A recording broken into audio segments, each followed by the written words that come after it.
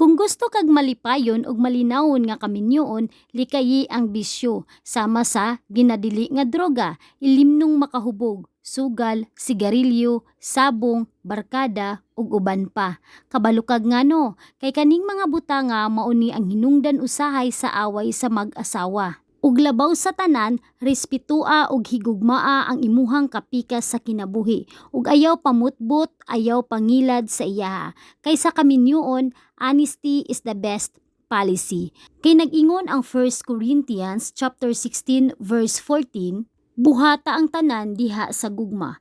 Maunang kung naaman mo'y mga problema sa inyuhang kaminyoon in the future, ang problema mao'y tapusa ug dili ang relasyon ninyong duha. Ug ayaw i-post sa social media ang inyong problema ug away mag-asawa kay dili gyud na makatabang sa inyoha.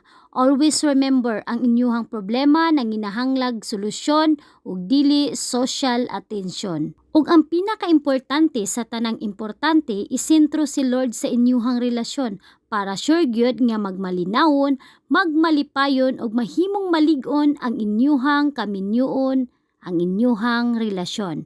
God bless sa tanang magtiayon.